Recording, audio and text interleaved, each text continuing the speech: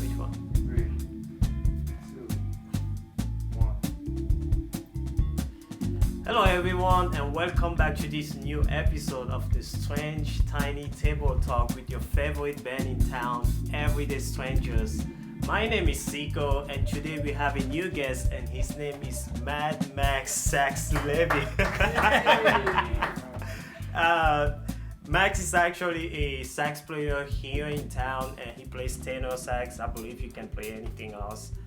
He's been playing with many other players around town and he's a phenomenal person and phenomenal player. So I'm really happy that we're gonna have a good time together, you know. So let's start. Where are you originally from, Max? Well, I was born in Washington, D.C., our nation's capital. But I grew up partly outside D.C., and then when I came of age, I was 5 or 6 years old with my family when we moved to Wilmington, North Carolina, which is about 15 minutes from the beach. It's right on the East Coast, southeast North Carolina. So I grew up there and went to undergrad at East Carolina University and got a bachelor's degree in music performance, and that's how I, learned some things and got some experience and really tried to hone in on the craft of performing jazz and related music. And then this spring of 2016, I met Bobby Watson. He was a clinician that came in, and I was picked to drive him around, from the airport to the hotel and so forth. So I talked to Bobby, and he was telling me about UMKC, and I was thinking about doing a master's degree somewhere. I had auditioned at North Texas. I had gotten in, but no scholarship money, so I didn't really want to do it. So I was looking for another thing to do, and so fortunately UMKC worked out. I got in, and they found some scholarship money, and lo and behold, I moved out here in August of 2016, and I've been here ever since. Yep. So Bobby Watson, he's been an influence for so many players here, at the UMKC Conservatory of Music, and also I believe, in the black community, he's a big influence. Also the jazz scene here, Tell us a little bit about your experience, your personal experience with Bobby as mentor and student and mentee. Well, he's unlike anyone else I know, that's for sure. He's very passionate. He's very willing to help you, You shouldn't be afraid to ask questions. He's very good about addressing, holes in a person's playing. I remember the first lesson I had with him, he gave me a bunch of stuff to work on, and he said, I've been wanting to get at you for a long time. So, even when I met him before I moved out here, he knew right away what would help me and what some things I could focus on better. And, he just was good at addressing those holes in my playing, which, I'm still working on to this day. But he was a mentor because I think partly he's so good at being musically aware of everybody's talents and what everybody brings to the table and what things each of us as an individual player can work on. And he also was helpful in seeing things differently in terms of composition. He's a great composer. His degree from Miami was in composition. So that's something else I'm trying to do more of, is compose and write original music and get more into that. So he was very good about letting me think about composing in different ways. He would mention ideas like thinking of an emotion, happy, sad, glee, drunkenness, just a whole array of different things, and try and write a melody to that emotion. Wow. So what does being drunk sound like? It could be falling chromaticism, it could be clashing chords, it could be just an array of stuff. So that was, for instance, an assignment he gave me. Yeah. So that, let me see things a little differently. Wow, I've heard of that before, but never heard of somebody actually applying, like really, really thinking about deeply emotions and trying to apply them in their playing. That's next level thing. Can you tell Bobby Watson to come here in the studio? I'll give him a text message. Yeah. Hey, Bobby, come on down. I'm sure he would. Yeah. Check it out. Definitely. So, also, you've been around a little bit for just a little bit, around the U.S.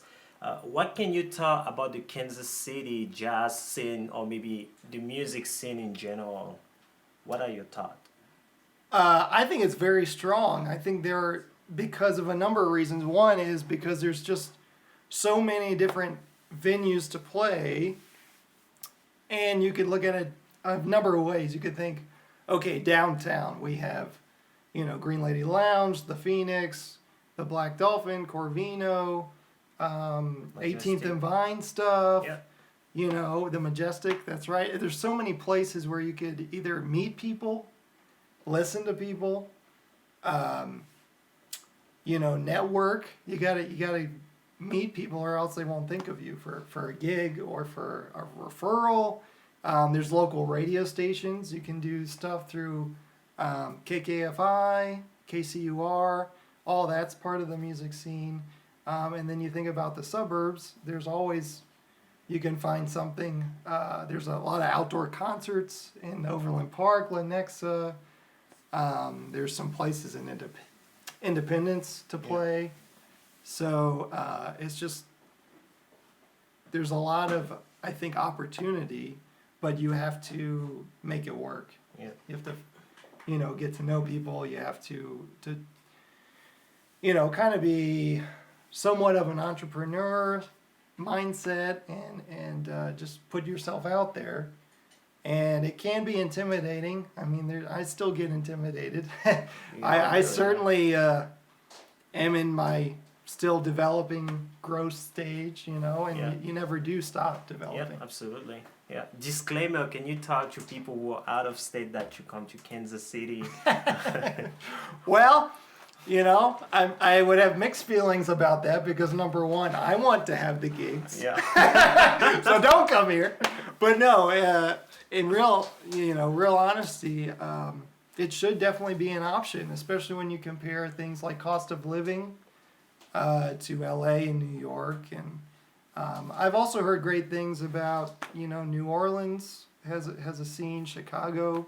So there's pockets of a similar instance where you have a real jazz scene like in Kansas City. Yes. But it's in other places in the country for sure. And it's good to experience that as well. You could book a tour and go through Minneapolis and Milwaukee. I've heard good things about as well. So, you just have to be aware, and that's another thing that networking can do for you. Yeah, absolutely. It's not only good for you to work in Kansas City, but it's also good because that could lead to something else. And the other thing about KC is Lawrence, Topeka, Omaha, Nebraska, all those are relatively close enough where you can work there too. I still am in a salsa band, Son Venezuela, and they're often in Kansas. They play a lot in Lawrence and Topeka, and that's perfectly doable for a gigging musician to go over there and play and meet other people. So I think that's another great thing about Kansas City in particular, because there's so many ways you could go to find work that it's likely you will find work. Awesome. Tell us a little bit about your influences in music. That's a loaded question. Yeah. You're one of them, I would say, no, realistically, it's anybody who I get the chance to play with is an inspiration and is part of an influence on me. But bigger picture, I started listening to music, I guess, on my own when I was 9 or 10 years old. And that was kind of a lot of early rock and roll. So a lot of Elvis Presley, Bill Haley and the Comets, Chuck Berry, maybe some blues, B.B. King, Albert King. So all that I started kind of listening to in terms of any music I was getting my hands on.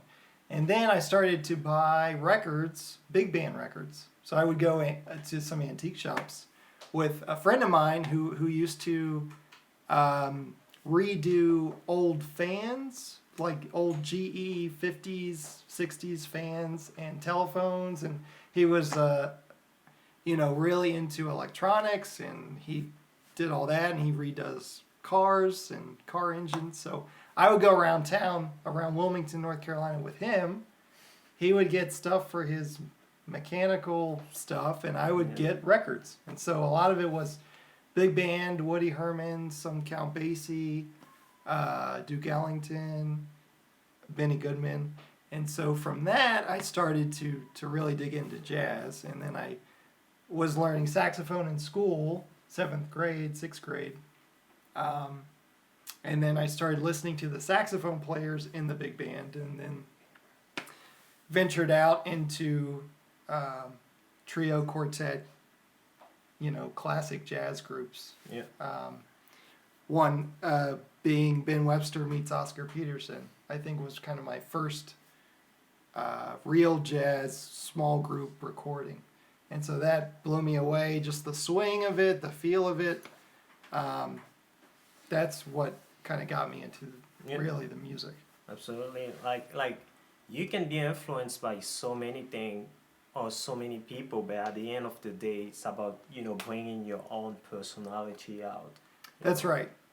That's the other thing you get if you listen to the history of jazz.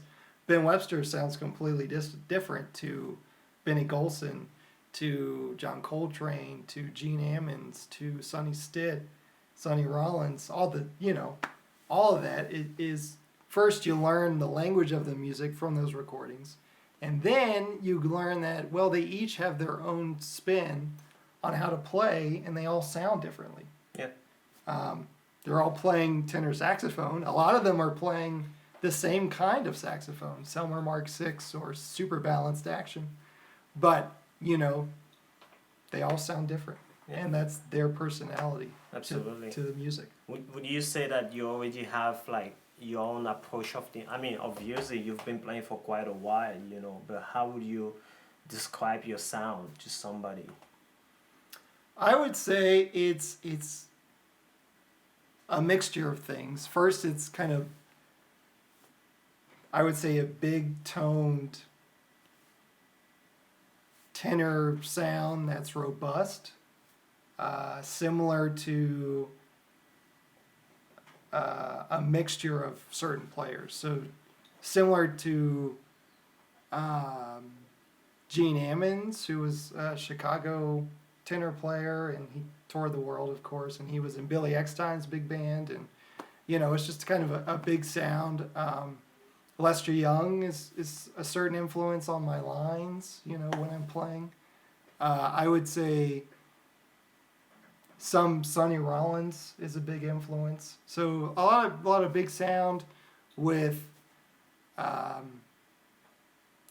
heavy swing and something that you can change with the music. So in other words, you're not going to play a ballad the same way you play an up-tempo. Yeah. Rhythm changes. Absolutely. Right? And so even when you listen to those players, they play those things just a little bit differently. So I try and do that too. Yeah. And so that... Also, it's good to know, we're going to hear Max Levy a little bit, in a couple of minutes with the strange home with everyday strangers. A couple of last questions. Are you working on any projects right now? Do you have an album that's coming up? Well, I don't have an album right now, but I do plan to push more of my time and money into projects, into products, really. I mean, I have a plan for a duo album. I was doing a number of gigs with another saxophone player, Matt Baldwin, and we have a group that has dueling tenor saxes. So it's somewhat similar to Sonny Stitt and Gene Ammons and those groups from the 50s and 60s that had two saxophone players going at it. So we did a recording, and we're going to work on releasing that next year. And we also may be having a Christmas gig where we're doing a number of Christmas songs, but arranged for two saxes. Yep. And that's in December. And lately I've just been doing a number of duo gigs. One is every Sunday brunch at Lenexa Public Market.